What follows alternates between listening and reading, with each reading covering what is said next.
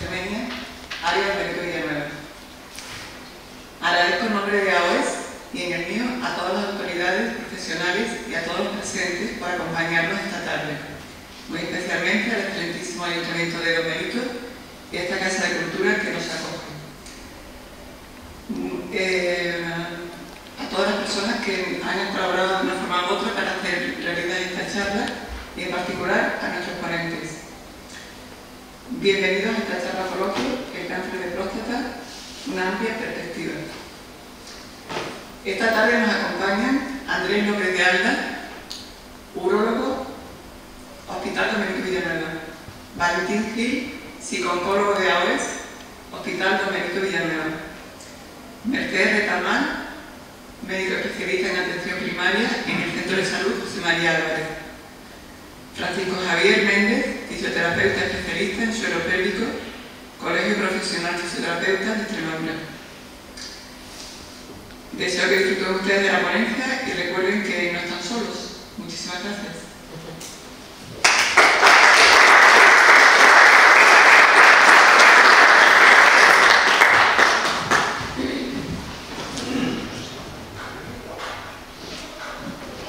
Si hablo así, me escucháis todos, con un micro. ¿También me escuchan bien? Sí. Uy, aquel... ¿Pero es el oído tuyo o no? Vamos a cogerlo entonces, ¿vale? Aunque puedes coger este también si no necesitas.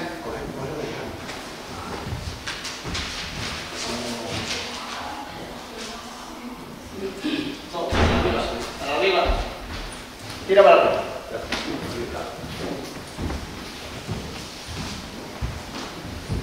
Sí. Sí. Ahora bien, el de atrás. Sí. Buenas tardes. Muchas gracias por acompañarnos en este día. Todos sabemos que, bueno, pues si no lo sabemos, nos vamos a recordar que esta charla lo hacemos también debido a que mañana es el Día Internacional del Cáncer de Próstata. Entonces, bueno, intentamos pedir el mismo día 11, pero no fue imposible, y bueno, pues el día 10, pero lo hacemos también pensando en esa fecha. Yo soy Valentín, me ha presentado a mi compañera, soy especialista en psico-oncología, en cuidados paliativos, y desde hace 3 años un proyecto que llevamos desde la Asociación Oncológica Extremeña que se llama el Teléfono Verde, que es un teléfono de atención emocional para pacientes con cáncer de próstata. Entonces, bueno, pues se trata de trabajar esta parte concienciando, hablando un poquito del cáncer de próstata, no solo tratar la parte emocional, sino hacer ese tipo de charlas también entra dentro de este proyecto.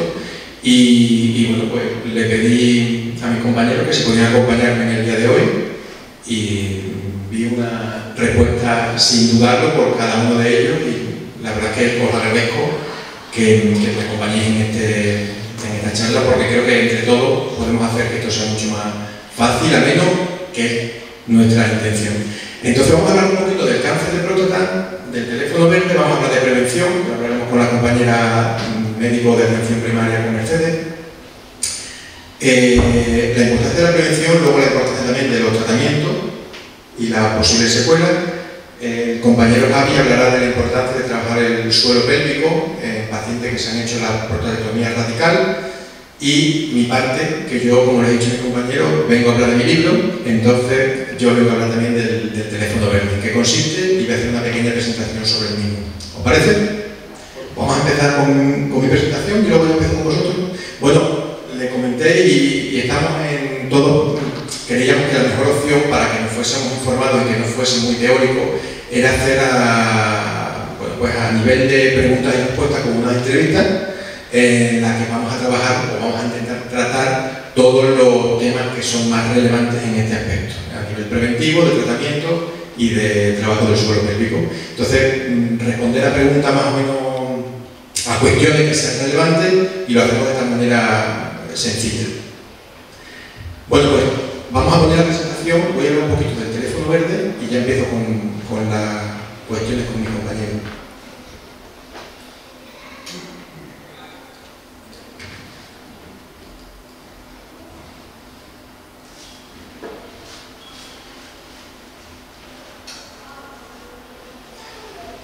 Bueno, pues ahí lo vemos un servicio de atención emocional a pacientes con cáncer de próstata, una atención psicológica y un acompañamiento. Aquí está el cartel. Ay, que no lo traigo el cartel, ¿verdad? No me traigo ningún cartel del teléfono verde. Bueno, pues ahí lo tenéis. Ahí tenéis el teléfono, que luego hablaremos del mismo, el 681 31 56 31. También os podéis poner en contacto, se pueden poner en contacto a través del mail, telefonoverde@oes.es, y luego vemos otras vías también de contacto. ¿Por qué es importante el teléfono verde para tratar el cáncer de próstata? Bueno, en primera medida, porque hay un gran número de afectados por el cáncer de próstata. Hay más de 35.000, entre los 30 y 35.000 nuevos casos diagnosticados de forma anual en España. ¿Es así, doctor, más o menos? En torno, ¿verdad? El cáncer es más frecuente en varones. Aproximadamente dice que 1 de cada 8 serán diagnosticados de cáncer de próstata. Es un número amplio, es el más frecuente en varones. Los tratamientos afectan a la calidad de vida del paciente, por eso es importante trabajar el aspecto emocional. Se aporta información y asesoramiento del mismo a través de guías. Es importante tener el control con un poquito de información, que luego lo hablamos, pero no con una sobreinformación. Tener una sobreinformación tampoco es bueno. Nos pasó con el COVID, ¿verdad? A todos nos pasó, que parece que íbamos a tocar cualquier cosa y que nos íbamos a contagiar. Como estamos expuestos a una sobreinformación brutal a nivel informativo, a nivel de televisión, de radio. Entonces, tener un exceso de información tampoco es bueno. Pero la información justa, tenemos que saber qué nos está pasando. Hay que manejar las sensaciones de miedo, angustia, tristeza, ansiedad, frustración, todas esas emociones que se pueden aparecer cuando a alguien le dan un diagnóstico de un cáncer de próstata. Porque eliminamos a ser telefónico. Desde la Asociación Oncológica Extremeña pensamos que era una gran herramienta porque eliminaba un poquito la barrera del pudor ante las consultas presenciales al tratar de temas relacionados con la sexualidad, porque el tema de la masculinidad en el varón no se toca, no lo tocamos. ¿Cómo voy a hablar yo de que tengo un cáncer de próstata, de que me han operado, de que tengo una disfunción eréctil? No, hombre, yo soy un hombre, no. Entonces hay todavía muchas barreras a ese nivel y eso también intentamos trabajarlo a nivel telefónico, aunque hay pacientes que si se encuentran cerca de alguno de los puntos donde yo estoy, pues también lo podemos ver de forma presencial. La mayoría de los pacientes no son derivados a la planta de oncología porque no hay que administrar quimioterapia, la mayoría de los casos no se hacen metastásicos, ¿verdad, doctor? Entonces pues se quedan en las plantas de urología y claro, en las plantas de oncología la figura del psicooncólogo o psicooncóloga está presente. Todos los oncólogos nos conocen, pero claro, el servicio de urología, derivar al paciente, quizás veíamos que había ahí una barrera también y a este nivel, bueno, pues nos reunimos con todos los servicios de urología de la región para darle información sobre el teléfono verde y que tuvieran también constancia de ese doctor. Como el doctor me reuní yo cuando empezamos el proyecto y bueno, ahí lo tenemos. Bueno, es un recurso telefónico que llega a gran cantidad de pacientes en diferentes puntos de la región, en cualquier punto de la región, desde la zona de la Siberia hasta pacientes que te llaman el otro día llamó un paciente, por ejemplo, de Coria, pues estamos en todo, se puede poner en contacto desde todo punto de la región. Hablamos también de la reticencia de la figura masculina, lo hemos hablado antes, los problemas emocionales, no solo la masculinidad, sino a nivel de problemas emocionales. Son las mujeres las que suelen pedir ayuda con más asiduidad que los hombres.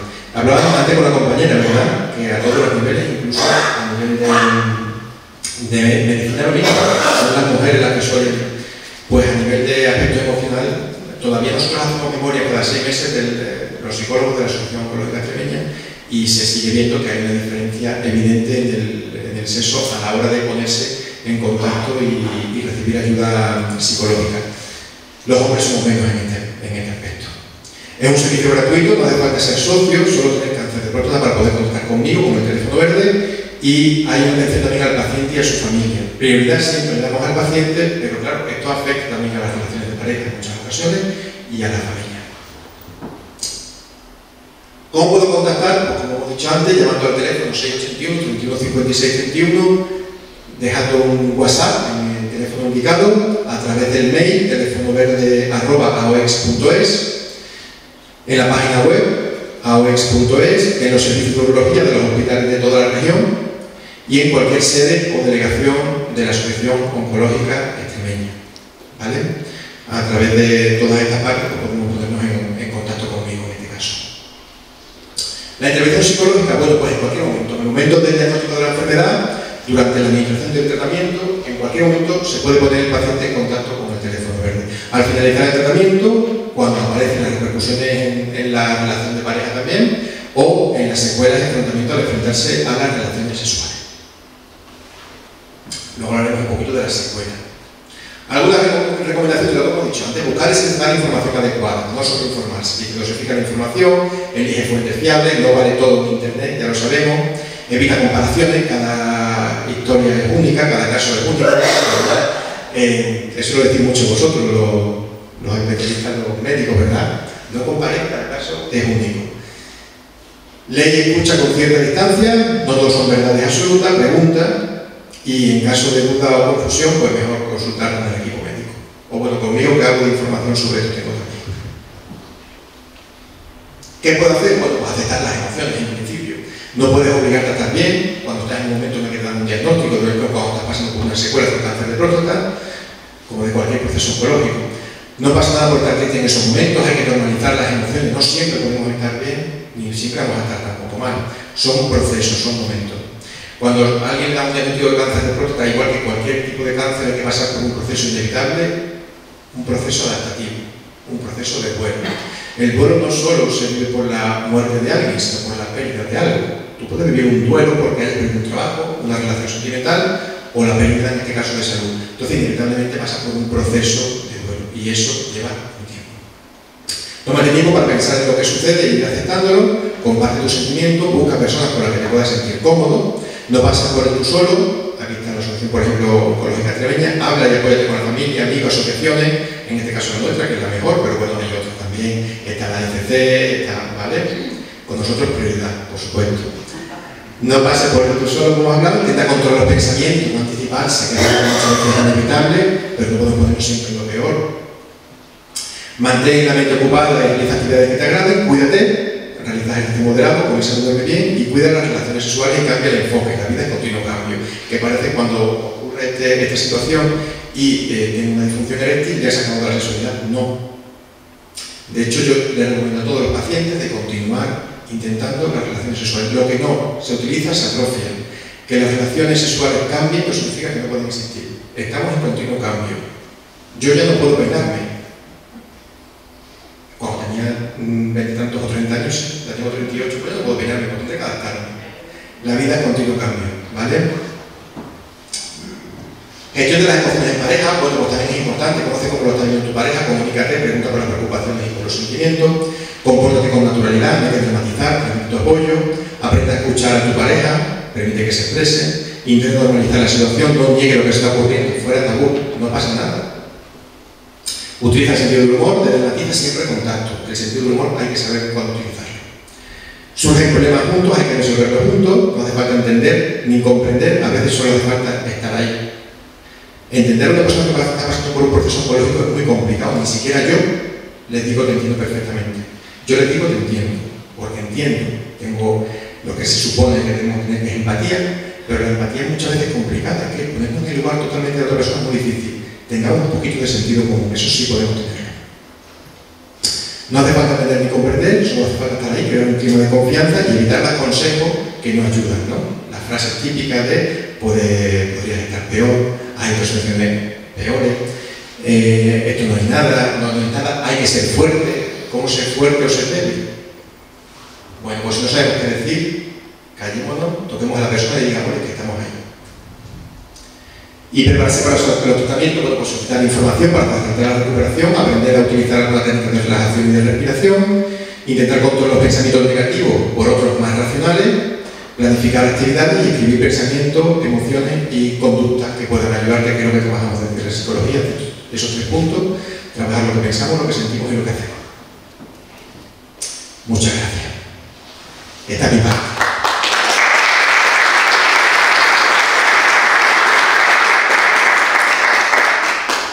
Es mucha información en poco tiempo, pero quería que fuera, bueno, que fuera un poquito general, que hablase de toda la parte, pero tampoco quiero enrollarme en muchas de ellas. Vamos a empezar con vosotros, compañeros. creo que lo primero, vamos a poner por aquí una presentación.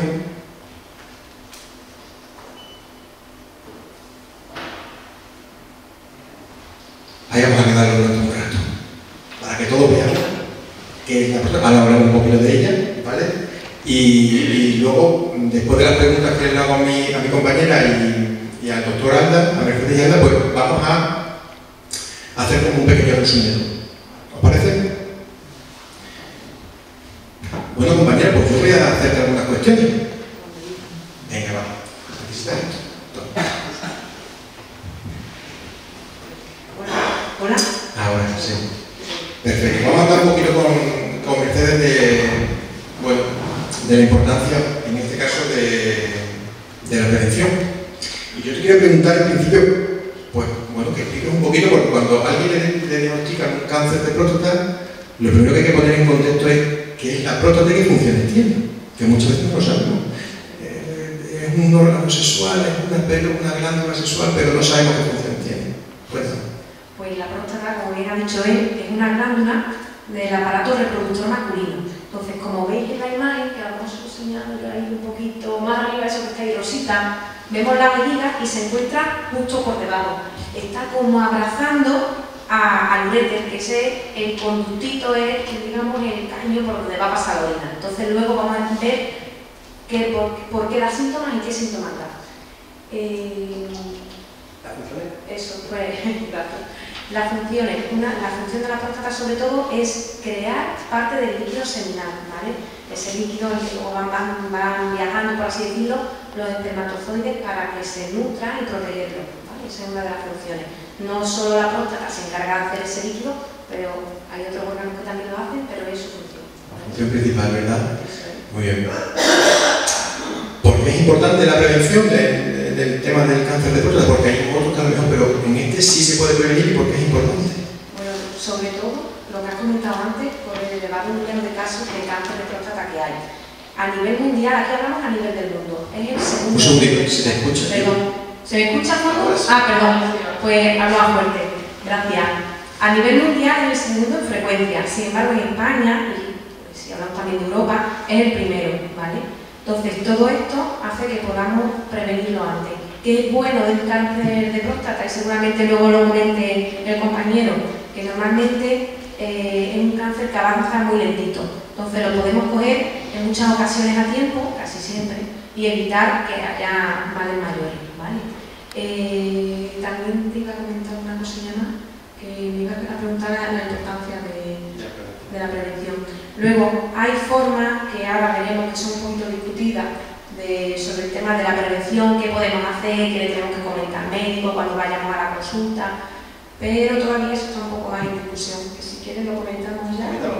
Vale, pues seguro, porque alguna vez a mí, los pacientes, hay veces que lo pido yo, según qué tipo de paciente sea, o algunos muchas veces me preguntáis, cuando vamos a pedir una analítica, oye, pídeme el PSA, y seguramente que casi todos habréis escuchado hablar de eso. ¿Este PSA qué es? ¿Vale? Pues es una proteína, ¿vale?, que se produce en la próstata. Solo se produce ahí, pero ¿qué tenemos que saber? Que no solo se produce por células malignas, ¿vale? Esas células malignas que decimos son las que nos dan el cáncer, ¿vale? Se produce también por células buenas. Entonces, claro, si lo pedimos, no siempre es un marcador fiable. No tener este PSA alto nos va a decir que tenemos un cáncer de próstata. Se puede ver en muchas otras enfermedades más de la próstata. De hecho, aquí nosotros siempre nos encanta, los médicos en general nos encanta hacer estudios y hacer cosas para ver si algo es efectivo, si hay que hacerlo o no. Igual que está muy claro que en las mujeres, por ejemplo, que ya esto lo tenemos todas muy interiorizado, esa mamografía, ese cribado del cuello de útero, pero en la PSA es que ni entre nosotros nos ponemos de acuerdo. En las últimas guías, porque nosotros los españoles nos hacemos siempre caso del europeo más que del americano, y sí que decían que, bueno, que había que hacer un cribado de PSA a partir de los 50 años en hombres sanos se podría hacer, siempre y cuando le demos siempre información los médicos a vosotros como pacientes de qué limitaciones tiene. Y es lo que hemos comentado, que no siempre una PSA elevada va a ser diagnóstico, ni mucho menos de cáncer de próstata, y que sí que es verdad que hay veces que empezamos a hacer pruebas que luego contra el doctor Alda ya más cruentas, y al final se ve que no ha sido nada. Entonces siempre sois vosotros los que tenéis que estar informados y saber si queréis realmente la prueba. Por supuesto, pacientes que tienen factores de riesgo para este cáncer, ¿vale? Por ejemplo, cuando en caso de vuestro padre se ha tenido ese cáncer, sí que se recomienda más, porque el riesgo es mucho mayor. ¿Alguna cosa más que quiera? Está perfecto. Bueno, hay algunas cosas que ya he contestado, pero vamos a ir matizándolo. No, por ejemplo, ¿qué es la PSA? Porque hemos hablado de la PSA, pero ¿qué es? Pues es una proteína, ¿vale? Lo que hemos dicho, se produce siempre en la próstata, pero pasa siempre a alguna cantidad a nivel sanguíneo. Y es eso que medimos cuando queremos ver si podemos tener alguna enfermedad de la próstata. No solo va a dar alta en el cáncer de próstata, puede dar también, en prostatitis, que ahora veremos también que es una hiperplasia benigna de próstata, que es un crecimiento normal de la próstata que os va a pasar a todos a medida que vayáis cumpliendo años. Y sí que tenemos la forma de medirla en sangre, porque una vez que se altera es la forma que tenemos de verlo. Muy bien. ¿Cuándo sería recomendable hacerse una analítica para valorar la PSA? Porque has hablado antes de factores de riesgo, por ejemplo, a partir de, o sea, cuando un familiar directo, sobre todo padre, ha tenido un cáncer de próstata, pero ¿en qué otras ocasiones? Sobre todo eso, cuando hay un familiar directo, ahí sí que se recomienda, que son las últimas recomendaciones, que ya os digo, ni siquiera estamos de acuerdo, pero se dice que en torno a los 45 años, cuando hay un antecedente familiar, es decir, un padre que ha tenido ese problema, habría que hacérselo a partir de los 45. Y a partir de los 50, en pacientes, digamos ya, que pueden tener algún factor de riesgo o incluso sano, ¿vale? Antes, no hay que hacerla ni cada 6 meses, ni cada... Si una PSA es normal, sí que se puede hacer. Hay algunos que dicen incluso cada 8 años, que hemos estado leyendo, incluso cada 8. Si está un poquito más alterada, se recomienda cada 2, ¿vale? Pero eso ya... Muy bien. Hay opiniones voluntarias. Claro, cuando una PSA es sospechosa de que haya algún problema a nivel prostático, ¿cuáles son los valores?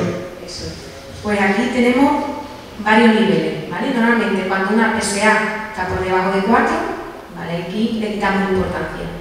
¿Y qué pasa? Cuando está por encima de 10, tenemos claro que puede haber algún problemilla, pero entre 4 y 10, esos valores para que se os quede ahí, bueno, pues tenemos muchas dudas. Entonces, ¿qué hacemos? Pues no solo nos quedamos con el PSA, hay todavía más cosas que podemos pedir en la analítica. En ese se pide un PSA libre, que decimos, el índice de libertad, el PSA libre, y vemos según el rango que tiene, nos ayuda un poquito más a decidirnos a ver si ese paciente le vamos a hacer una prueba baja. Entonces, no solo nos quedamos ahí, sino que muchas veces el mismo laboratorio, aunque yo no lo marque en la analítica cuando lo venís a pedir, el mismo laboratorio cuando ve que es algo dudoso, ellos ya mismos lo hacen desde el hospital. Muy bien, a ver, hemos hablado antes de las enfermedades, pero ¿cuáles son las enfermedades de la próstata? Has hablado del HPV, de la hiperplasia benigna y de la prostatitis. Has hablado más o menos de lo que es la hiperplasia benigna, que es un crecimiento de la próstata con el paso del tiempo, y que sea la prostatitis. Pues la prostatitis es una inflamación de la próstata, ¿vale? ¿Por qué se produce? Normalmente va de la mano de una infección de orina, ¿vale? Entonces, ¿qué es lo que pasa? ¿Cómo llega esa infección ahí? Pues fácil, ¿vale? Por la misma caña de la orina, para que nos entendamos, suben los microorganismos, suben las bacterias y llegan hasta ahí. Entonces, ¿cómo vamos a saber que tenemos prostatitis? Pues se ve mucho, por ejemplo, en pacientes, en personas que llevan mucho tiempo, que trabajan mucho tiempo sentados, pues camioneros, es muy típico, gente que lleva mucho tiempo sentado. ¿Qué vais a notar? Pues lo mismo que se nota con infección. Fiebre, malestar, en este caso, dolor en la zona baja de la tripa, y también vamos a notar en esos casos los mismos síntomas de la infección de orina, que eso lo conocemos todos. Nos duele al orinar, el escozor, vamos muchas veces a vivir y vemos que no nos vaciamos completamente, todo eso vamos a notar. Eso sería la prostatitis. Muy bien. ¿Cuáles son los factores de riesgo del cáncer de próstata? Pues nosotros lo dividimos como en dos grupos. Cuando nos preguntáis por factores de riesgo, están los que podemos cambiar y los que no. Entonces, siempre os damos caña. Normalmente el médico de familia tiene que dar un poquito de caña con lo que se pueden cambiar. Porque los que no, que son la edad, ya sabéis que a mayor edad, más riesgo en este caso. Por ejemplo, hablando del cáncer de próstata, sería más riesgo cuando solemos diagnosticarlo. Pues, a ver, lo más común, digamos, en torno a los 70, 75 años, más o menos. Como sabéis, y nunca vamos a decir todo el 100%, A partir de los 65 es cuando suele haber también más diagnóstico, pero durante todas las edades, y eso es lo que hemos dicho ya, ese cáncer hereditario sí puede ser un pelín antes. Que me voy por las ramas. Nada, de riesgo, los factores de riesgo. Eso, perdón. La edad de alguno, la raza, aquí veo que todos somos blancos, ¿vale? Los hombres blancos tenéis menor riesgo de cáncer de próstata que, por ejemplo, las personas negras, ¿vale? Los hombres negros tienen un factor de riesgo aumentado. Entonces, por ejemplo, mis pacientes negros sí que les pido la PSA con los 45 años si veo que pueden tener algún factor de riesgo más. Tema que podéis modificar vosotros, dieta, se ve que la grasa, hay muchos estudios en torno a mucho, parece que la grasa, la obesidad se está más, digamos, asociada al riesgo de cáncer de próstata. El tabaco, ya sabéis que viene casi mal para todas estas asociaciones con el riesgo del cáncer. Y siempre, además lo ha dicho también, lo ha comentado Valentín, el hacer deporte siempre va a venir bien para todo, va a mejorar la esperanza de vida en muchas otras cosas. Así que lo que más podemos modificar, porque edad y raza difícilmente, y la herencia genética, eso que si la han tenido nuestros padres o no, es imposible, pero dieta, alimentación, tabaco, eso sí que podríamos hacer algo ahí. Muy bien. ¿Cuáles son los síntomas que hemos hablado antes? Los síntomas, y aquí hablamos de las enfermedades, digamos, de la próstata en general. ¿Por qué? Porque en medicina, si hablamos en medicina, es muy raro que haya un síntoma que yo diga, si te pasa esto es que tienes tal enfermedad, es muy difícil, ¿vale? Por eso siempre cuando vayan al médico preguntamos mucho, exploramos, tocamos, porque tenemos que tener más información aparte de eso. Hay muy pocas cosas que solo con un síntoma lo den. Entonces, ¿qué es lo que podéis notar? Pues hay varios tipos de síntomas, que a lo mejor algunos seguramente os hayan pasado ya. Y no tiene por qué ser, y lo repito, ningún cáncer de próstata, puede ser la hiperplasia de próstata y muchas otras cosas. Podéis notar que os cuesta a lo mejor iniciar hacer pipí, el chorro también que sale con menos fuerza, o que estamos haciendo pipí y el chorrillo se entrecorta. Hay veces también pregunto, pero cuando haces pipí, ¿tienes que apretar la barriga? ¿Tienes que hacer fuerza para terminar de orinar? Eso también puede ser otro síntoma, ¿vale? Cuando esa necesidad de ir corriendo al baño o estamos conduciendo y pero ya, que tengo que ir a orinar, que me tengo que parar, que no puedo, también es otro síntoma, ¿vale?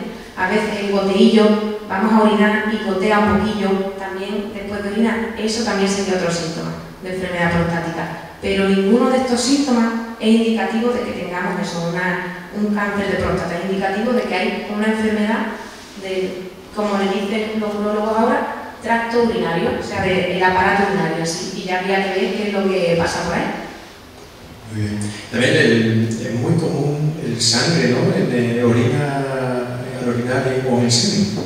Claro, en casos de, bueno, la sangre de la orina se puede ver también por una infección de orina, pero en algunos casos, en casos ya más avanzados, con cáncer de próstata, por ejemplo, más avanzado, puede haber, lo que ha dicho él también, la sangre de la orina, lo que decimos nosotros, esa hematuria, o la hemospermia, que eso es, sin más, sangre en el semen, ¿vale? Eso sí que puede ser un signo. Cuando pase eso, por supuesto, hay que consultar al médico, ¿vale? Ya veremos de dónde puede venir. Que no, y ya os digo, no hay ningún síntoma que os diga, yo si tenéis esto, ¿por qué os consultar? Porque va a ser, no podemos saberlo, ¿vale? Que siempre hablarlo todo en un contexto. Muy bien, hay una pregunta que quiero que comente tajantemente, porque de ahí la importancia de la prevención, que sería que pudiendo presentar síntomas de cáncer de próstata. Así es. El cáncer de próstata, como hemos comentado antes, que además tiene como una evolución normalmente lenta. Al principio puede incluso que no de síntomas. Entonces, ¿algunas veces se han diagnosticado cáncer solo por...? Pues sí que es verdad, se han diagnosticado solo por la PSA, pero claro, habría que verlo con todo pues eso, en un contexto, si alguna cosa es muy llamativa, sí. Muy bien. De ahí la importancia, como hablamos, de la prevención, porque al final si no da síntomas, a través, por ejemplo, de una analítica de sangre, de la PSA, pues se puede determinar si hay algo alterado. Bueno, son parecidos, como hemos hablado, los síntomas de cáncer de próstata al de la hiperplasia benigna o la prostatitis. No hay ninguno que sea más o menos, son todos más o menos, puede ser de cualquier síntoma, ¿verdad? Muy bien. Y, bueno, pues, ¿cuándo sería recomendable hacer una revisión si hay un antecedente familiar? Pues en caso de antecedentes familiares, lo importante también que sepáis más o menos a la edad a la que el familiar tuvo esa enfermedad, a mí nos hace tener una idea. Y hemos hablado mucho del PSA, que se lo he dicho a Valentín, que hay una cosa que os desagrada muchísimo más, y a mí estaréis todos de acuerdo, que es el tacto rectal. No nos podemos olvidar de él, ¿vale? Yo entiendo que es muy desagradable. Mis pacientes, cuando yo les digo, por lo menos les digo, te libras porque soy mujer y por lo menos tengo los dedos más finitos. Pero por ahí hay que pasar, ¿vale? Y yo lo siento mucho, es desagradable, pero también da mucha información. Y es lo que decíamos, no solo pedir las pruebas, el PSA, sino el tocar, desgraciadamente, nos da más información y lo ponemos todo en un contexto. Así que nada, que no es extraño si alguna vez os piden que hay que hacer ese tacto, ¿vale? Muy bien, pues nada, muchas gracias, doctora. Un aplauso para ella.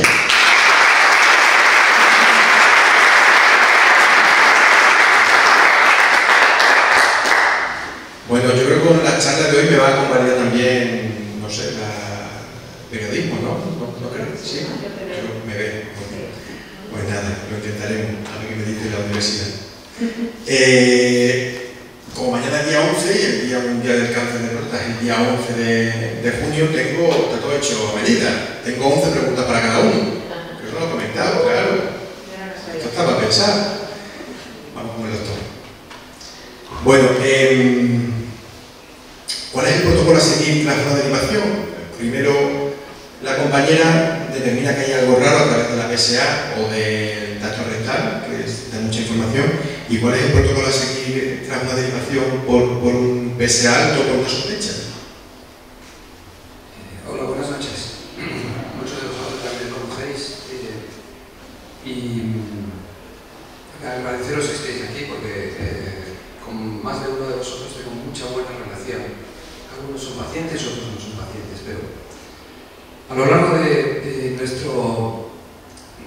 nuestra proyección profesional hemos ido cambiando la situación, lejos de ser perfectos. Ahora mismo nos encontramos en una situación mucho más cómoda. Desde que disponemos del PSA, nos facilitó el diagnóstico del cáncer de próstata, pero no fue suficiente.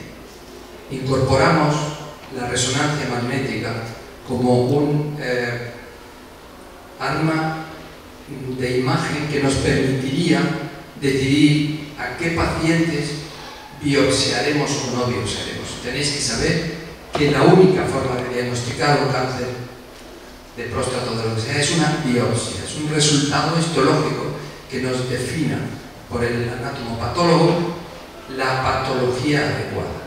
No es lo mismo hablar de un adenocarcinoma que de un carcinoma acinal. La próstata dispone de varias células de diferentes estirpes que podrían convertir un cáncer de próstata que podría ser silente, tranquilo, que podríamos curar, en un cáncer agresivo. Habitualmente el paciente nos llega del médico de atención primaria, casi siempre bien estudiado y bien orientado. Nosotros utilizamos la resonancia magnética e inmediatamente una biopsia de próstata. Y así lo definimos. Claro, hablamos antes de la importancia de la PSA, hemos dicho que a veces no se altera, ¿verdad? ¿Y por qué a veces la PSA está en valores normales y hay un cáncer de próstata, doctor? Existe casi un 10% de cánceres de próstata que no expresan PSA. O sea, son cánceres de próstata, lo que te estaba contando antes, que son células criniformes, células grandes, células pequeñas, que están dentro de la próstata y que pueden ser las causantes del cáncer de próstata sin que sean glandulares, que son las que expresan el PSA. Entonces, las células glandulares sí expresan el PSA. Y por supuesto, nosotros sabemos que si los PSA son mayores de X, en este caso puedo hablar de 20-30, nos orienta muy fácilmente a saber que hay un cáncer de próstata. Respuesta sencilla y lo hemos entendido todo, ¿verdad? Muy bien. Es curioso porque hay gente que te lo expresa, ¿no? Si a mí no me daba la PSA, ¿por qué tenía? ¿Qué es lo que la gente comenta cuando ya se hace la biopsia? ¿Qué es la escala de Gleason? Vale. Gleason fue un patólogo allá por el año 1800 y pico que empezó a describir ese tipo de células y habló de dos patrones diferentes, un patrón primario y un patrón secundario. El patrón primario es el patrón más agresivo del cáncer de próstata, y el patrón secundario, que podría ser glandular o no, es el menos agresivo. Esa suma de los dos va desde el 6 al 10. ¿Y para qué sirve el Gleason? El Gleason nos sirve a nosotros como identificador del pronóstico, del riesgo de progresión del cáncer. Nosotros sabemos que si tenemos un paciente con un cáncer de próstata diagnosticado con un Gleason 6, es bajo riesgo. Entonces podríamos tener todo el tiempo del mundo y aplicar todas las terapias del mundo. Pero si tenemos un Gleason 10, que es el máximo, con el valor de más agresividad, no podemos darnos lujos. Hay que ser más agresivos, hay que utilizar lo que llamamos la terapia modal, trimodal, cirugía, radioterapia o incluso hormonoterapia con concurso de oncólogo. Entonces es importante el Gleason. Si bien desde el año 2014 están cambiando los Gleason, ya habréis visto muchos informes que pone ISUP, que es el International Society de Urology Pathology. Ese nos permite diferenciar cuáles van a ser más factibles que progresen a metastásicos. Entonces, hay cinco estamentos, y sabemos que el quinto, el 4 y el quinto van a ser metastásicos. Bueno, también se ha avanzado también en este aspecto del cáncer de próstata. Muy bien. ¿Cuáles son los tratamientos? Has comentado antes algunos, pero bueno, meter también como tratamiento la vigilancia activa, que sería uno de ellos cuando es un Gleason evidentemente bajo, ¿no? La vigilancia activa, que es ir valorando sin hacer nada. ¿Cuáles serían los demás tratamientos? Aquí también hay mucha controversia. Vigilancia activa está como una de las primeras opciones en pacientes con bajo riesgo, pocos cilindros. Date cuenta que cuando hablábamos de la biopsia, hablábamos de 12 cilindros. Hemos empezado hace 20 años haciendo 4 cilindros. Los cilindros son el tejido que cogemos de la próstata, lo que recuperamos para que el patólogo lo analice.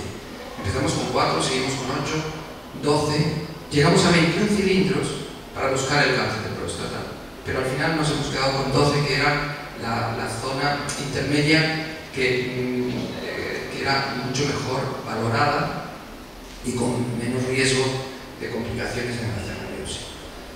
Entonces, en la vigilancia activa serían pocos cilindros y bajo riesgo. Hay pacientes que pueden aguantar 5 o 10 años con un cáncer de próstata sin tratamiento. ¿Y eso qué depende? ¿De qué depende? Depende mucho, como decía Valentín, del sentido común y de cómo tengas esto. Si tú eres capaz de asumir y saber que los síntomas que vas teniendo son aplicables a tu envejecimiento o son aplicables al cáncer de próstata. Si son aplicables al cáncer de próstata, hay que modificarlo. ¿Y qué es lo que usamos con la vigilancia activa? Biopsia cada año o cada 2 años, la resonancia magnética que nos permitiría saber si hay o no hay extensión de ese tejido, y el PSA, por supuesto el PSA. Esas 3 posibilidades nos permiten saber si podemos seguir con la vigilancia o no. Como segunda y tercera que voy a poner juntas, es el tratamiento agresivo. El tratamiento agresivo está entre la radioterapia y la cirugía radical. Tenéis que saber que se escoja cual se escoja, a los 10 años tiene un 95% de probabilidades de tener una supervivencia libre de enfermedad. O sea que son exactamente igual de eficaces a nivel terapéutico, tanto la cirugía radical como la radioterapia. Y algunos pacientes me preguntan, cuando les explico esto y me dicen, y algunos se enfadan incluso, les digo, no, escoja usted. No, escoja usted por mí. Usted es el especialista, usted tiene que decirme qué voy a hacer. Y siempre le digo yo lo mismo.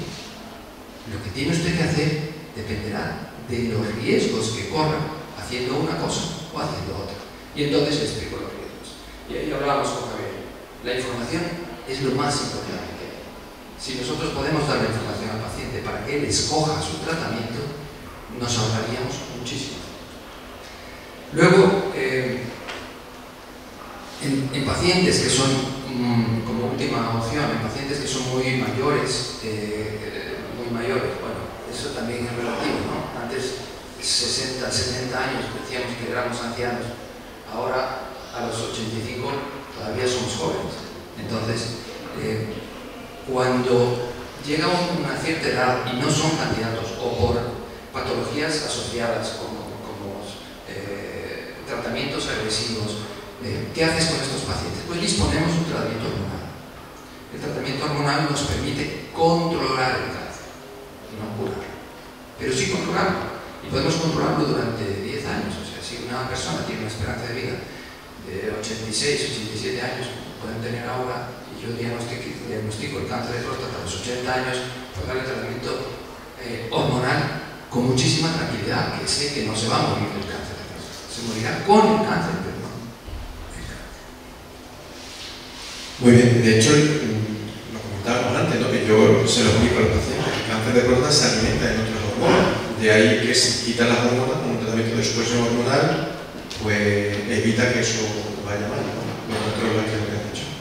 A nivel curativo están los tratamientos de cirugía, de radio, la brachyterapia, un tipo de radioterapia, que en principio, pero con eso lo controla. Bueno, en muchas ocasiones es verdad que el tratamiento de supresión hormonal se pone junto a la radioterapia, ¿verdad? Es decir, le quitas el alimento y luego lo radias para que no se mueva. Esos son los tratamientos trimodales que tienes que asociar para evitar la progresión. Muy bien. ¿Qué factores influyen en todo esto a la hora de poner un tratamiento u otro también? Lo que hemos hablado, un poquito de la agresividad y todo el... Claro, tú tienes que pensar que si nosotros escogemos la cirugía radical, actuamos bajo dos preceptos: incontinencia urinaria y disfunción sexual. Entonces, los pacientes que son jóvenes, muchos de ellos se resisten a la disfunción sexual. Incluso no les importa la incontinencia urinaria, pero luego cuando has operado al paciente y el paciente mantiene incontinencia, sí les preocupa. Entonces tiene que ser muy clara la información, decirle, estas son tus opciones, tienes que escoger. La radioterapia también, bueno, no sé si toca preguntar, la radioterapia también tiene sus secuelas, entonces tendrás que exponer las secuelas de uno y exponer las secuelas de otro y tomar una decisión. ¿Y en qué consiste la cirugía? La cirugía consiste, como veis en la imagen, es cortar por debajo de la vejiga y cortar por debajo de la próstata. Toda esa estructura que va añadida, la vesícula seminal, los conductos eyaculadores, la grasa, toda la cápsula, todo hay que analizarlo. Dependerá de la infiltración o la extensión en los ápex, en los vértices o en los nódulos linfáticos mínimos que dispone todo el tejido prostático para definir si ha sido una cirugía curativa o no. Una vez que has quitado esa próstata, lo unes. Dentro de las cirugías, habréis oído hablar mucho vosotros sobre la cirugía laparoscópica y ahora está de moda la cirugía robótica, el Da Vinci. Yo que soy de la vieja escuela, menos mal que no hay ningún urologo aquí para que me contradiga, diré que la mejor es la cirugía abierta, aunque sí es cierto que la disfunción eréctil y la función inicial, adicional, se corrige mejor si utilizas cirugía robótica, porque puedes hacer una sutura mucho más ordenada. Y básicamente es eso, no hay mayor ciencia que quitarlo. Claro, hablaba antes de los efectos secundarios de la cirugía, como la disfunción eréctil y la incontinencia, y también hay otra que es muy importante en este caso, que es el orgasmo seco, ¿no? La eyaculación. Claro, de hecho, antes la compañera que la función que tiene la próstata, y al quitar la próstata de las vesículas seminales, pues sientes el orgasmo, pero no eyaculas, claro, no hay eyaculación. Así es. Es uno de los efectos. ¿Cuáles son, aparte de esto, tienen algún efecto secundario más la cirugía o son eso lo más básico? Hombre, toda cirugía tiene sus complicaciones, como pueden ser los procesos infecciosos, como son fístulas, como son estenosis, como pero me ha parecido que son inherentes al propio hecho de la cirugía, como cualquier otra. Sí, lo más común son la que hemos comentado. ¿Por qué se sigue controlando? Claro, hay gente que piensa en lo que hablamos, ¿no? Pues, si no me la quitan, me ponen radio cuando has dicho que evidentemente, bueno, pues si se dan las dos opciones, porque tanto una como otra, a nivel curativo, muerto el perro se acabó la rabia, o sea, se quita la próstata, pero ¿por qué se sigue controlando la PSA? Porque hay veces que la PSA va subiendo y luego hay que administrar radioterapia, ¿verdad? Así es. ¿Por qué? Me asustaba esta pregunta, porque no tengo ni idea. Quiero decirte que durante mucho tiempo se nos dijo que existía una pequeña fracción de PSA que podía expresar la glándula suprarrenal. No es verdad. El PSA solo lo segrega la próstata. Pero claro, nosotros operamos a un paciente, le quitamos la próstata, limpiamos todo, analizamos el PSA postoperatorio y nos dice que tiene 0,03. ¿De dónde sale ese 0,03? En algún sitio se produce. No nos dice nunca el analista 000. Nunca. Siempre hay una fracción. Entonces, ¿qué es lo que nos preocupa? Quizás por un exceso de celo, quizás por el no conocer perfectamente la patognomía de esta enfermedad, controlamos el PSA fundamentalmente en pacientes que al analizar la pieza nos dice el patólogo: hay una pequeña extensión en el ápex, en la cápsula del tumor llega.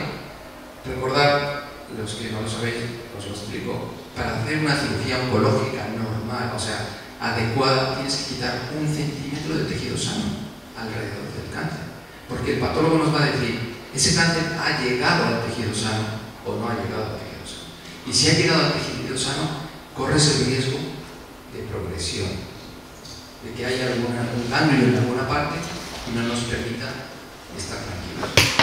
Claro, de hecho, sí que cuando hay una prostatectomía radical, después se puede administrar radio y supresión hormonal, pero al contrario, ¿no? Una vez que hemos administrado radio es más complicado hacer una cirugía de rescate, ¿verdad? En realidad no es complicado, es complicadísimo, porque una vez que has dado radioterapia, el acceso quirúrgico es un tejido muy solidificado, pero difícil de acceder.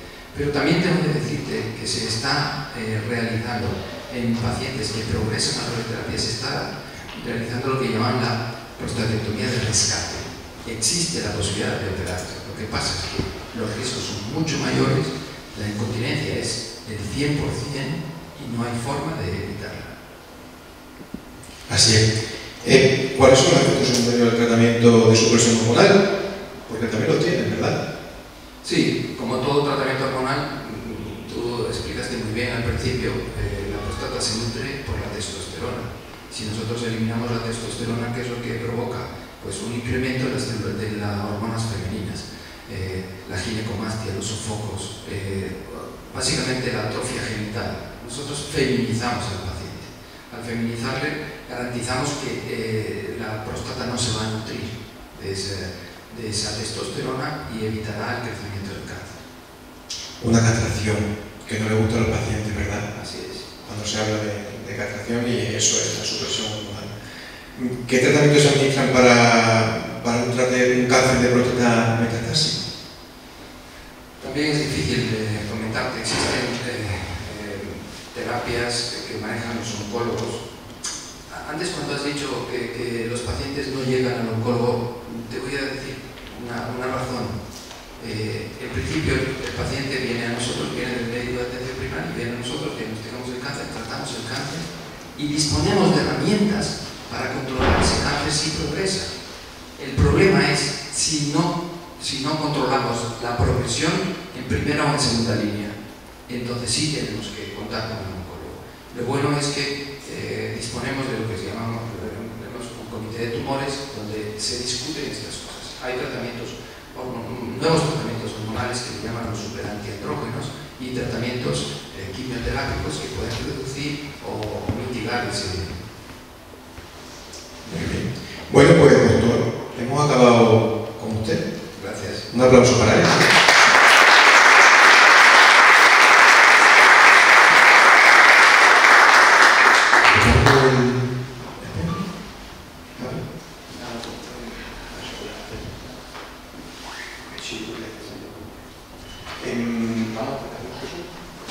Venga, pues hacemos el resumen aquí de lo que hemos hablado hasta ahora y ahora empezamos con Javi.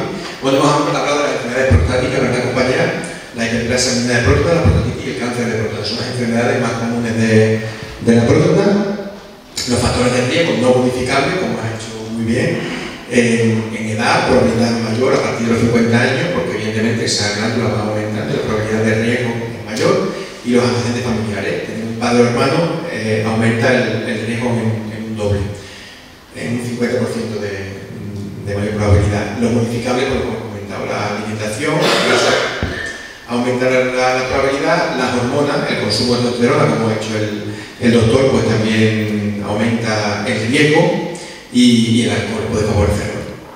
Síntomas de cáncer de próstata, bueno, puede dificultar orinar, el chorro de orina débil que ha hecho la compañera, sangre en el séptimo orina, sensación de vaciar, malestar abdominal, aumento de frecuencia, disfunción eréctil o urgencia ante la impotencia. Pero lo más importante, y queremos que es la primera parte, lo que pone que puede no dar síntomas. ¿Cómo sabes si tienes cáncer de próstata? Pues primero un interrogatorio médico, ¿verdad? Un cuestionario para valorar la gravedad de los síntomas y la relación con la glándula prostática, hacer una analítica para determinar la PSA y el tacto rectal, que ha dicho que hay veces que lo hace el médico de atención primaria o hay veces que también lo hace en el servicio de urología, ¿verdad? Si hay sospecha, ¿qué hacemos? Bueno, pues derivación al servicio de urología, y lo que ha hecho luego el doctor, que ecografía transrectal con biopsia prostática, que es lo que te va a dar la información, la resonancia magnética, la gamma, si hay sospecha, supongo también, de posible metástasis ósea, y el abdomen pélvico. ¿Cómo se trata? Bueno, pues también lo hemos comentado, la vigilancia activa, la cirugía, la radio y la braquiterapia, que es un tipo de radioterapia menos agresiva, ¿verdad? Y para algunos pacientes, para todo, terapia de supresión hormonal, la quimio y la inmuno en caso ya de que haya metástasis.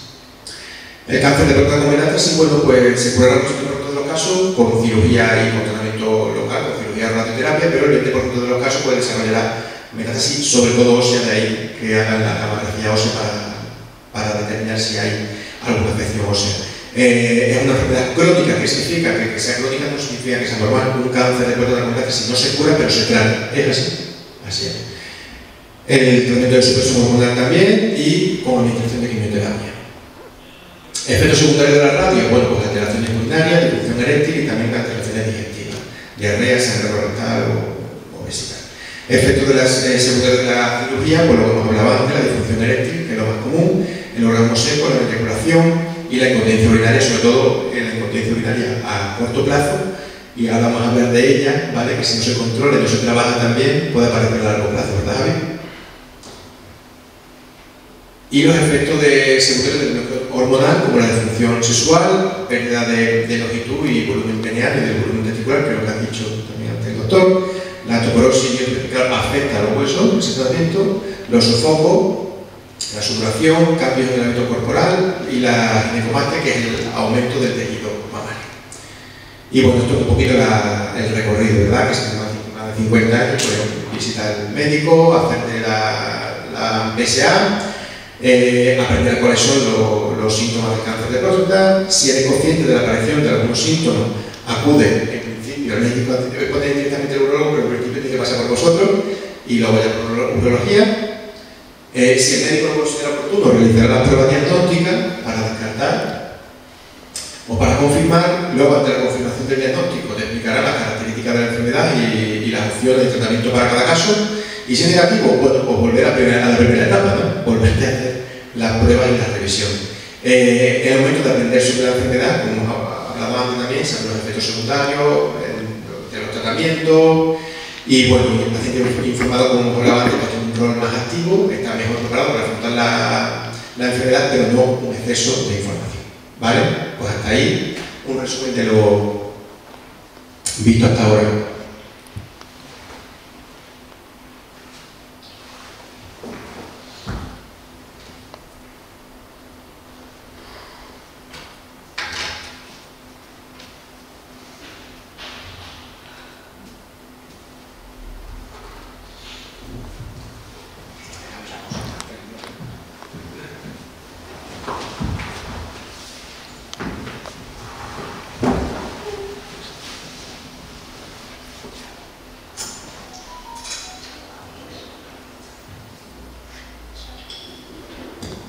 pues buenas noches.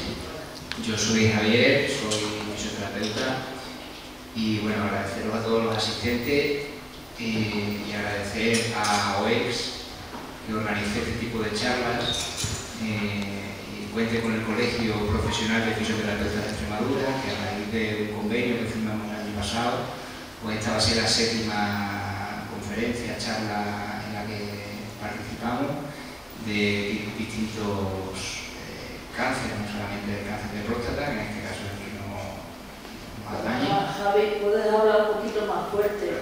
Se oye poco. Perdón. Y nada, que son unas charlas que me parecen fundamentales desde el punto de vista de la información que se da a los pacientes, a la sociedad, y la importancia del trabajo multidisciplinar de cualquier patología o de cualquier enfermedad. Cada profesional del ámbito sanitario va a poder ayudar al paciente oncológico desde su parcela, y lo importante que es que haya una coordinación y un contacto y un conocimiento del trabajo de cada uno de estos profesionales sanitarios que puedan ayudar a los pacientes, ¿vale? Muy bien, Javier. ¿Le damos la primera diapositiva? Vale. Bueno, yo te he preguntado al principio para que sepamos, porque vamos a hablar de la importancia de trabajar el suelo pélvico, ¿no? ¿Pero qué es eso del suelo pélvico, Javi? Bueno, pues el suelo pélvico son el conjunto de músculos, fascia, ligamentos, que cierran la pelvis por la parte inferior, ¿vale? Didácticamente decimos que el suelo pélvico es como si fuese un rombo con dos triángulos, un triángulo anterior y un triángulo posterior, donde el músculo más importante es el músculo que se llama elevador del ano, y bueno, pues son unos músculos que tienen unas funciones importantes, y sobre todo la que nos interesa es en el ámbito de que fibras del suelo pélvico pues forman parte del esfínter uretral, forman parte de ese mecanismo encargado de presionar la uretra para evitar que se escape la orina. Por lo tanto, esa es la importancia que tiene de cara a poder mejorar síntomas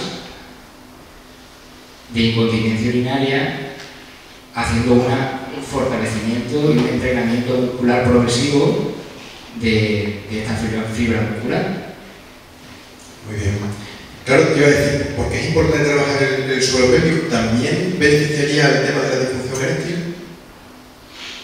Pues sí, también tiene beneficios a nivel de la función eréctil, trabajar la musculatura del suelo pélvico, porque influye en la fase de la función eréctil, tiene una importancia e influye también en tener una buena musculatura del suelo pélvico. Vamos a decir que de cara a retomar la funcionalidad en este ámbito, pues va a ayudar.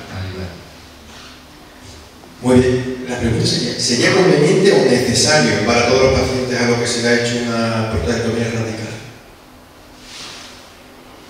Pues sería conveniente y necesario la cosa. A ver. De hecho, perdón, comentábamos antes que es verdad que en el servicio de urología se dan unas pautas al paciente a nivel de algún folio, ¿verdad?, para explicar que es importante que se trabaje esta situación después de la cirugía. Sí, efectivamente, lo hablábamos antes de que desde los hospitales se le entrega esa información al paciente de qué son los músculos del suelo pélvico, una serie de ejercicios para que realice el paciente en casa. Esa información está protocolizada y se le da a todos los pacientes, pero cierto es que el fallo está en que no hay nadie que supervise si realmente el paciente sabe hacer esos ejercicios y los dirige de manera correcta, porque hay un porcentaje de pacientes que no tiene propiocepción, control de identificar bien cuáles son esos músculos y cómo hacer un ejercicio de contracción específico de esa musculatura. Y eso es una de las cosas que trabajamos en los fisioterapeutas. Muy bien. ¿Cuándo es conveniente, Javi, trabajar el suelo pélvico? ¿Antes o después de la cirugía? pues lo ideal es trabajarlo antes y después. Antes, porque en un contexto postquirúrgico no es el mejor momento cuando el paciente está dolorido, molesto, para hablarle de su suelo pélvico y para aprender a dirigir y a realizar una contracción de manera correcta. Lo ideal es trabajar con él un par de meses antes de la operación para que ella vaya tomando conciencia de sus músculos, vaya de hecho incluso haciendo ejercicios de fortalecimiento para que si llegamos al momento de la operación, como cualquier otra cirugía, una cirugía de rodilla, pues lo ideal es que ese paciente se prepare para su intervención de rodilla trabajando su musculatura principalmente del cuádriceps, la musculatura de la pierna, que va a sufrir una atrofia después de la cirugía. Pues lo mismo va a pasar aquí. Si yo esa musculatura la trabajo previamente, la conozco, la integro en mi esquema corporal, voy a llegar en mejores condiciones que si no hago ese trabajo previo. Y ya voy a tener ganado parte del tratamiento que tengo que hacer después. Claro, ha hablado de 2 meses antes que deben empezar a trabajar lo de la operación aproximadamente. ¿Y cuánto tiempo se empieza a trabajar después, que te lo hemos estado comentando antes? Sí, pues lo decíamos, que depende mucho de cada paciente, porque en la recuperación tras la cirugía pues es muy variable. Entonces decíamos que por lo menos pues, en una recuperación muy buena, pues muy pronto no podrías empezar al mes y medio después de la operación, pero de ahí te puedes ir después a los 2 meses, 1 mes y medio, porque no haya ningún tipo de complicación. Claro, comentaba antes el doctor que claro, mínimo 21 días con la sonda aproximadamente, entonces en ese tiempo es imposible y ya luego pasado el tiempo, a partir del mes y algo sí que se puede empezar a trabajar. Bueno, Javi, ¿puedes explicar a esta gente cómo se trabaja el suelo pélvico, macho? Bueno, pues como os decía antes, una de las cosas fundamentales iniciales, yo en consulta, el primer día que se me viene a la clínica, lo primero que hago es estar con el paciente aproximadamente 1 hora y cuarto, 1 hora y media con él, hablando, explicándole qué es su suelo pélvico, qué es lo que ha pasado, un poquito de lo que estamos hablando aquí, ¿no? qué es lo que ha pasado en esa operación, que normalmente ya se la habrán contado, pero yo le recuerdo pues todo el proceso que ha pasado, por qué está conmigo y por qué yo voy a poder ayudarle a mejorar esos problemas de incontinencia urinaria. La información es fundamental saber el porqué de las cosas. Entonces, lo primero es, una vez que ya se le ha explicado, vamos a decir, la teoría, pues pasar a la práctica y decir, venga, vamos a probar a ver si sabes realmente dirigir una contracción a esos músculos, los músculos que hemos hablado antes, ¿no? Una contracción del suelo pélvico le hacemos todos los hombres normalmente cuando terminamos de orinar, ¿vale? Es costumbre, al finalizar la micción, realizar 2 o 3 contracciones del suelo pélvico para favorecer que se vacíe por completo toda la uretra, ¿vale? Entonces, normalmente con esa orden, es decir, como si cortases el chorro de la orina, como si esas contracciones que hacemos al final, también se tiene muy buena propiocepción a nivel del esfínter anal y también podemos decir que la orden es como si aumentásemos la presión o aumentásemos la contracción a nivel del esfínter anal. Pues esas son órdenes que se le va dando. También otra manera de dar la orden es como si quisiésemos acortar el pene, como si quisiésemos meter el pene como hacia adentro, y nosotros comprobamos de manera visual y con unos electrodos de superficie que colocamos sobre la musculatura, pues vemos la actividad muscular y vemos si realmente el paciente está dirigiendo la contracción de manera correcta o no, y en el caso de que la está haciendo de manera correcta, pues podemos ver esa actividad eléctrica que se mide en microvoltios y podemos identificar el tipo de contracción que es capaz de hacer ese paciente para establecer ese entrenamiento muscular que de manera progresiva va a realizar, establecer los parámetros de las contracciones, cuánto tiempo vas a mantenerlas, descansos de cuánto entre contracción y contracción, las series van a ser de 10 contracciones o van a ser de 7. porque nosotros vamos a ver cómo se comporta esa musculatura, que es totalmente individual de cada persona. Habrá personas que sean capaces de hacer una contracción de 10 segundos el primer día que me vienen a la consulta, y habrá personas que no son capaces de hacer una contracción de más de 2 segundos. Pues todo eso nosotros lo identificamos para que el trabajo que realice en casa sea un trabajo individualizado, personalizado y adaptado a la evolución y al momento que el paciente tolere esos ejercicios. ¿Vale?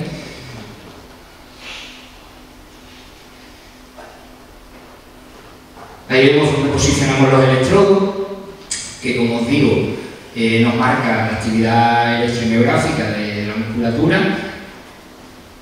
Y una vez que ya sabemos el tipo de contracción que es capaz de hacer el paciente, pues realizamos lo que es una electroestimulación de los músculos. El paciente va a realizar los ejercicios en casa, que le pautemos, pero luego un día en semana viene a la clínica a realizar los ejercicios de electroestimulación. ¿Qué beneficios tiene la electroestimulación? Pues cuando tú haces una electroestimulación sobre un músculo, eres capaz de reclutar el 100% de la fibra muscular de ese músculo, ¿vale? Es decir, algo que de manera activa, voluntaria, no somos capaces de hacer, ¿vale? Entonces es una manera de activar, reclutar al máximo esa fibra muscular para potenciar al máximo esa musculatura que, yo siempre digo, la musculatura que nos han dejado para trabajar, ¿vale? Que como decía el doctor, pues tienen que la musculatura del suelo pélvico está justo por debajo de la próstata, ¿vale? Aquí en esta imagen se ve, vemos aquí la vejiga, se ve sí. Está la próstata, pues la musculatura del suelo pélvico estaría aquí, ¿vale? Esto que vemos aquí es la musculatura del suelo pélvico que va desde la zona del coxis hacia la zona de la sínfisis púbica, ¿vale? Por eso cuando decimos que es una contracción de esos músculos, pues también pensamos en la zona del ano porque se contrae todo al unísono. ¿Qué pasa? Que cuando cortan la próstata por arriba y por abajo y luego unen, pues esa musculatura se ve afectada. Aparte de que la próstata, una de las funciones también que tiene importante es de esfínter, también ayuda a la continencia, pues se ve afectada también esa musculatura del suelo pélvico, esa musculatura que tiene la función de esfínter. Entonces, el objetivo, pues trabajar al máximo esa musculatura para tratar de mejorar los síntomas. En muchos casos conseguir el 100%, pero es cierto que uno de los problemas es que no podemos garantizar el 100% de la recuperación con el tratamiento. Porque hay muchos factores que afectan ahí, cada paciente es diferente. Supongo que el doctor cuando habla a un paciente, pues lo que se encuentra en cada caso será totalmente distinto y siempre en caso de duda, pues tenderá a salvar la vida del paciente y que no haya ninguna célula que se quede por ahí antes de que pueda haber recidivas o problemas, ¿no? Muy bien, está perfecto, Javi. Ha respondido perfectamente. Iba a hablar de la electroestimulación, perdón. Sí. Es que he grabado un vídeo para que veáis, os decía que con este aparato pues, medimos la actividad, pero una vez que ya sabemos el tipo de contracción y marcamos la pauta, pues el paciente va a recibir lo que es el tratamiento de electroestimulación. Entonces, con el tiempo que tenemos pautado, imaginamos 6 segundos de contracción, 12 segundos de descanso, pues el paciente va a tener ese tratamiento de electroestimulación. Cuando nota la corriente eléctrica, el paciente va a contraer los músculos y cuando deja de sentir la corriente eléctrica, el paciente va a relajar los músculos. ¿Vale? Y esto es un vídeo de un ejemplo.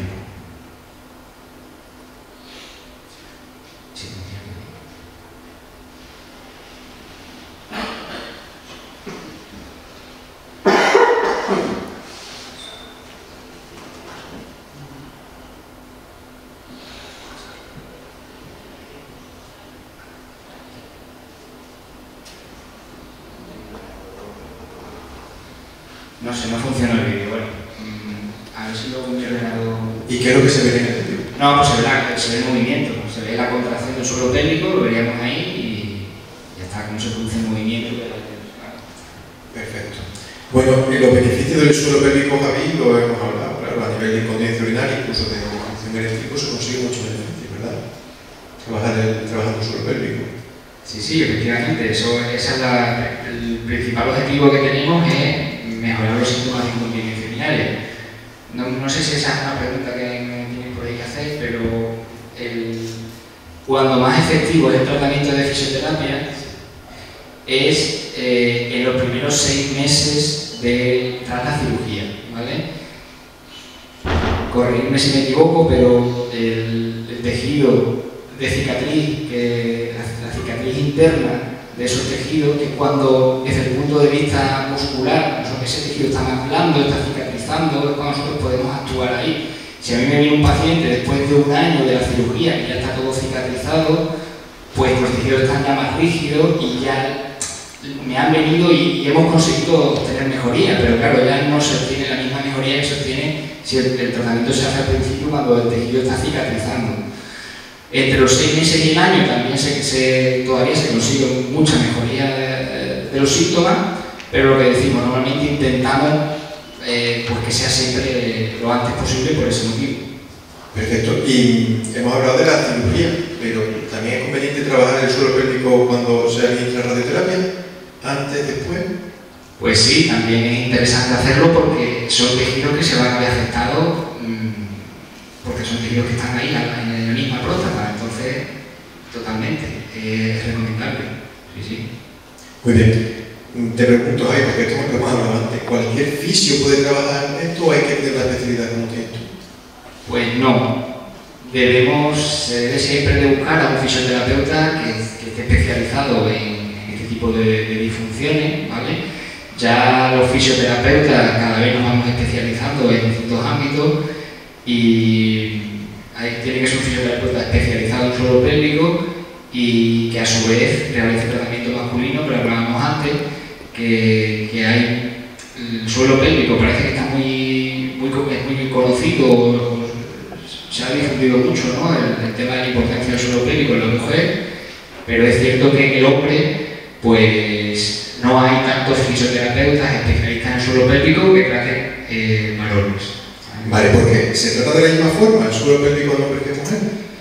Pues no se tratan de manera parecida, pero no, porque al final anatómicamente somos distintos y se utilizan técnicas parecidas pero diferentes. Perfecto. Luego la última pregunta, lo que has dicho antes, Javi, que es importante, bueno, el tiempo a la hora de trabajar en el suelo pélvico para la recuperación de la incontinencia. Claro, has hablado de esos 6 meses, que también se puede recuperar a partir de los 6 meses, pero la importancia del tiempo, ¿verdad? Sí, efectivamente. Eso es fundamental y es importante, eso es muy importante, no hay duda. O sea que, lo que te he dicho antes, yo he tenido pacientes que me han venido porque no han tenido información al año de haberse operado, que tienen una incontinencia que continuaba, de casualidad alguien le ha hablado, sí, con la incontinencia, no ha probado hacer fisioterapia. Pues a mí me ha dicho en 1 año que haga fisioterapia. Se puede hacer fisioterapia siempre, pruébalo, ¿verdad? Entonces, es una pena que haya pacientes que esta información le llegue al año de la cirugía. Muy bien, no se puede beneficiar de todo el beneficio que tiene trabajar en el suelo pélvico. Muy bien, pues Javi, yo he acabado también contigo las 11 preguntas, así que un aplauso para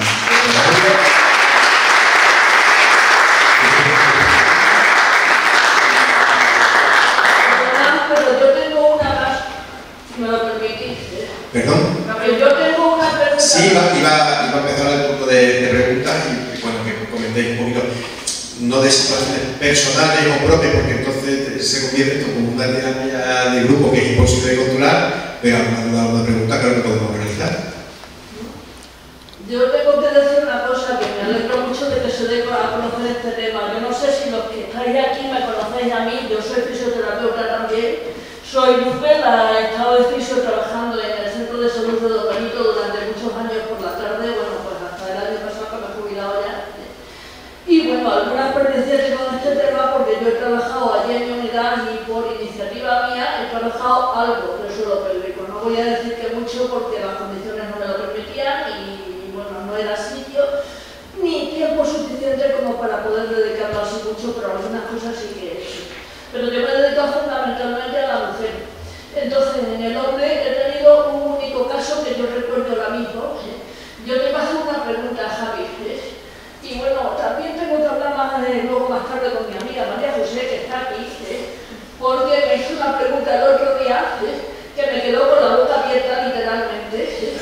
Cuando me dijo que ella iba a hacer un fisio aquí en una charla de estas, que sí que los hombres también tenían suelo pélvico. Ya te cogeré yo aquí por banda, que me cargo del suelo pélvico, mi niña.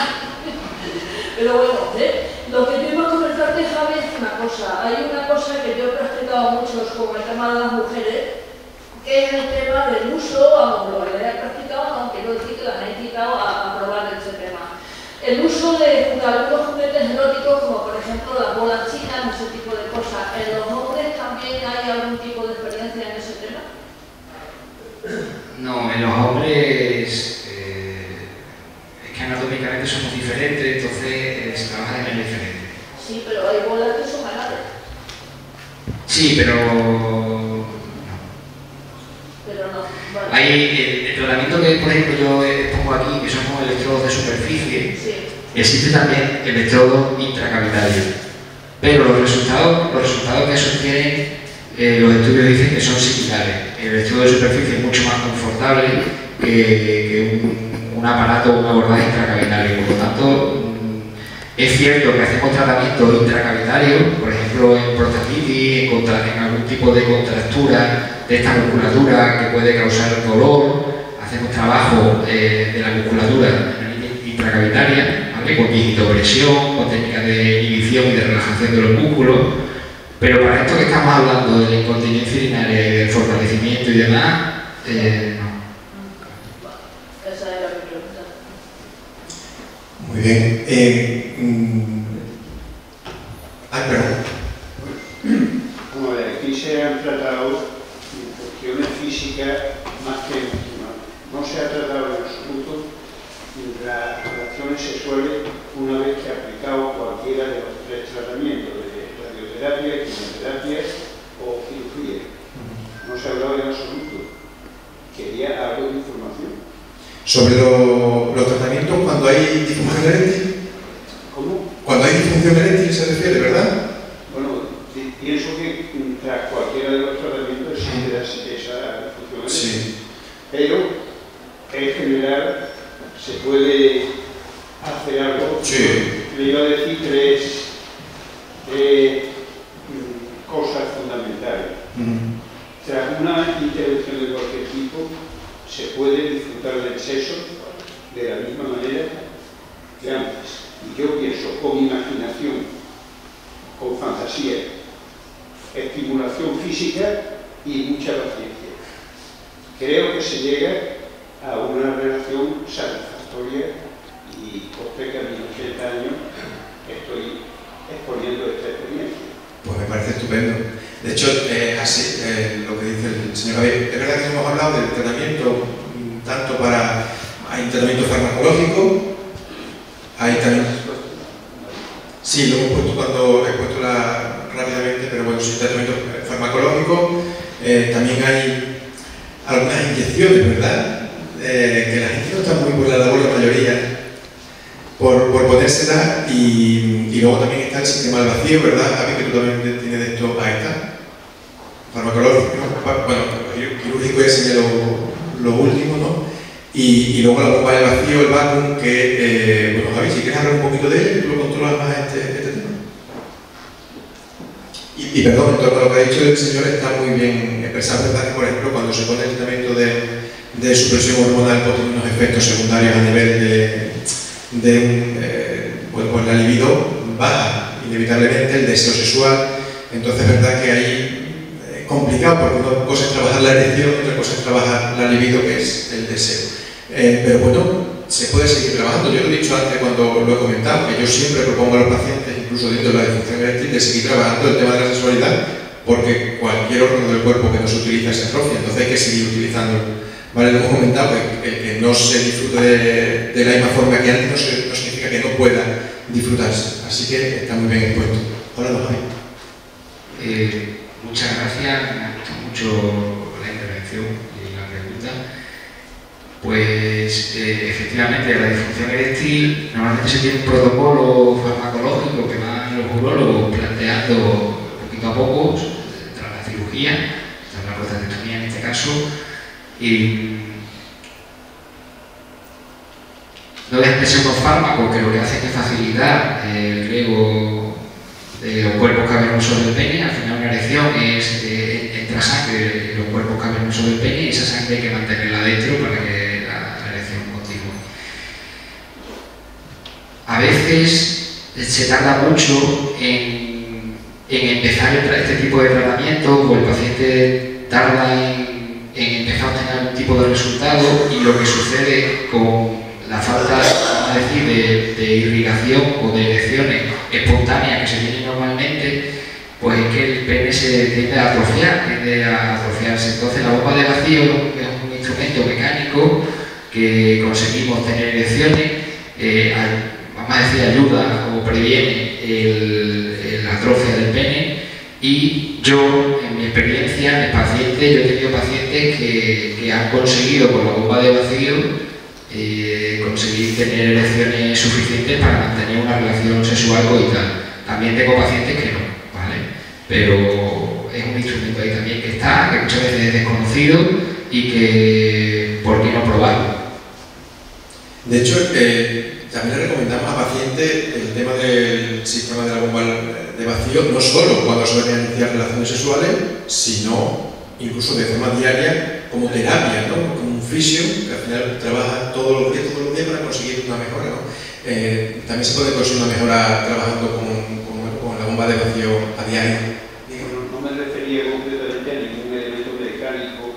Sí, más psicológico. Sí, también. Que por experiencia no propia, pero la inyección parece ser que es un desastre.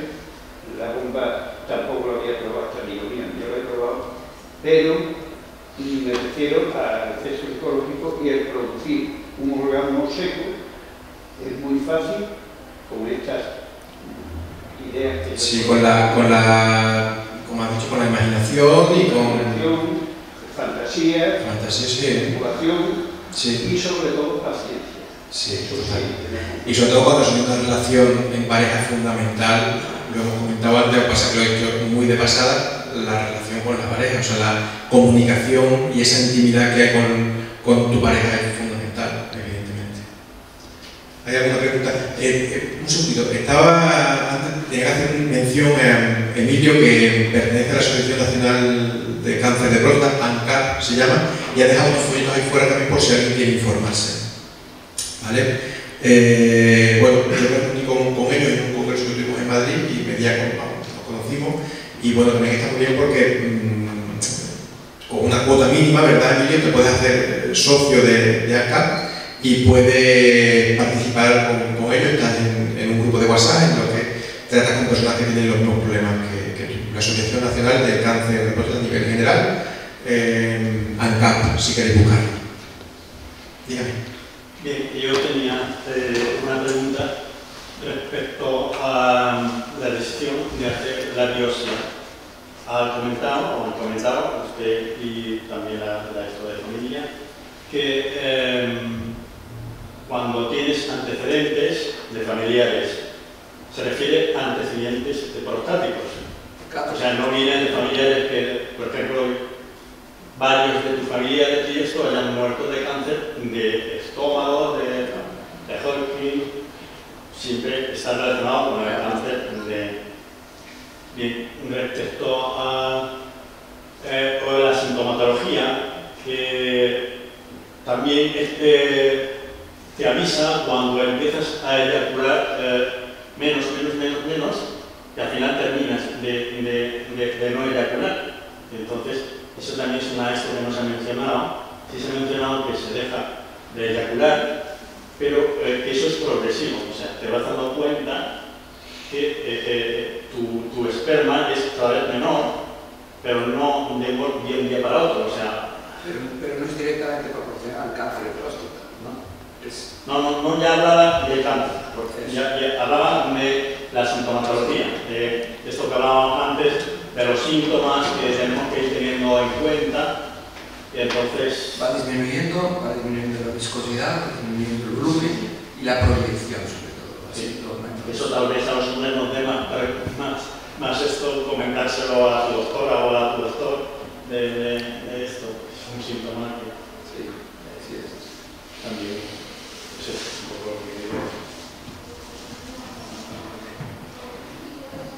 Bueno, sí, al fisio también, perdón, al fisio también, este tipo de ejercicio que has mencionado, también supongo que es bueno. No ya 20 días antes de operarte, ni un mes, ni dos. Siempre será bueno para estos pequeños síntomas que tenemos, los que no estamos todavía en ejercicio de operarnos o no pensamos en operarnos, fortalecer toda esa musculación.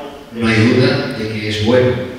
Son unos músculos más del cuerpo que si no los trabajas de manera específica puedes hacer todo el deporte del mundo que esos músculos no los trabajan. Igual en las mujeres. ¿Vale? Es decir, yo he tenido pacientes masculinos o femeninos. Masculinos no, porque es que los hombres contraemos esos músculos. Si los contraemos, las mujeres no.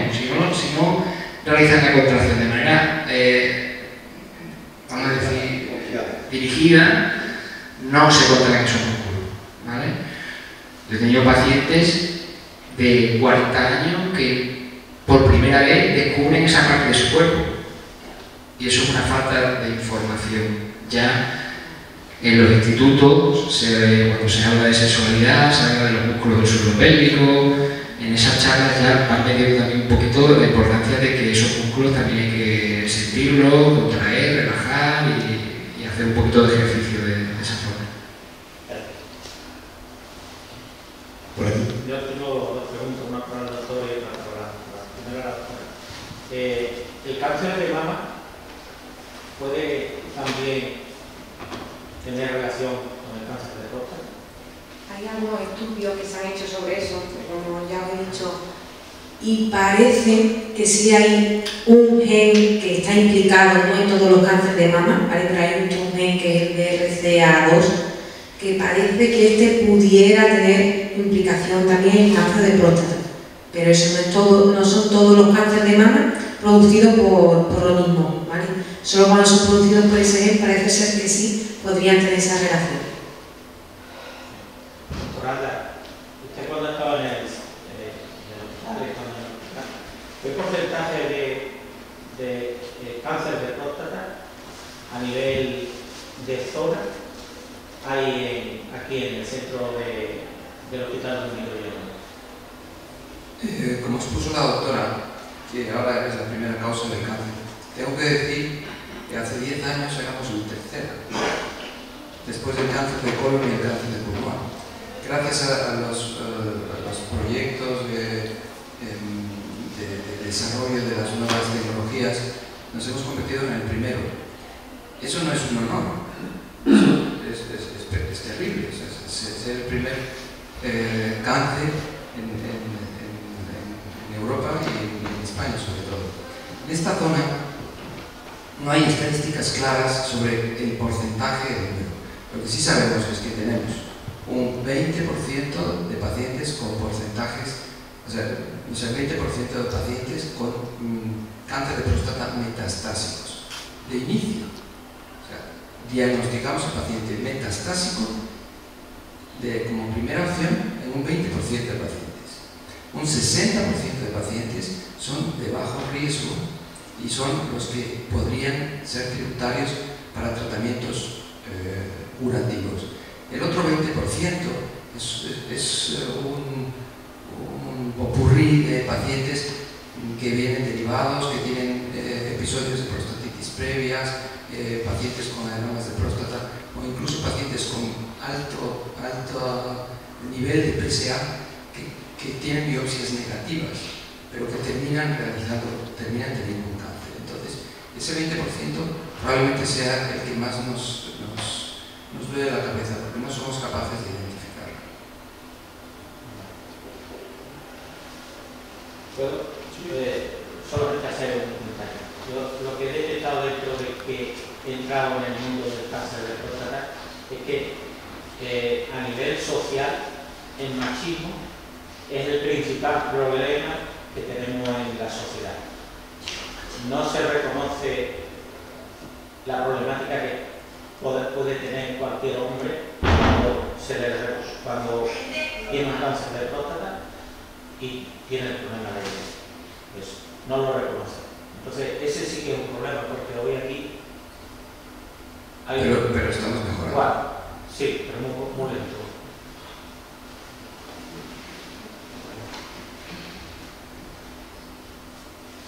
¿Existen otros marcadores que no sean el PSA para detectar el cáncer de próstata?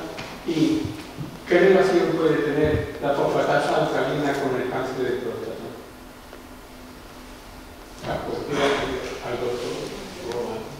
No existen como tal marcadores diferentes en PSA. Sí existen formas de evaluar si hay o no hay.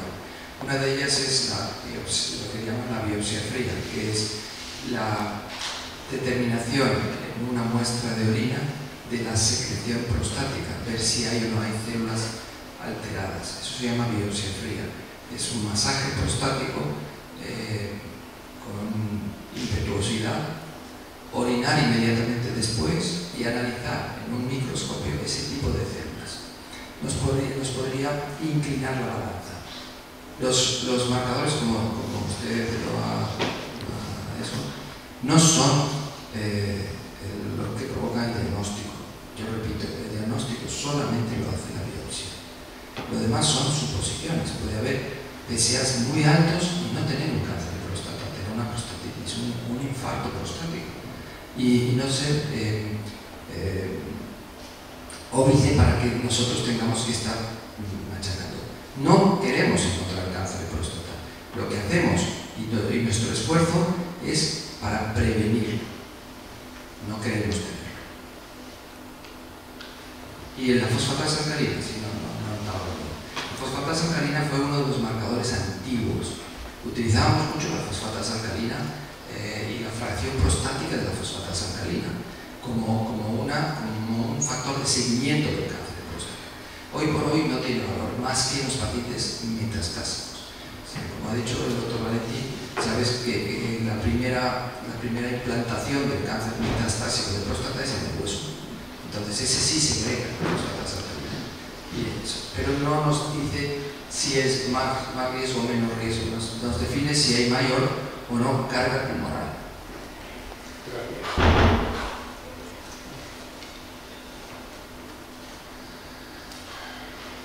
¿Ya? Pues nada, damos por finalizada esta charla. ¿Quieres decir algo? No, les voy a dar un detallito a cada uno de ustedes.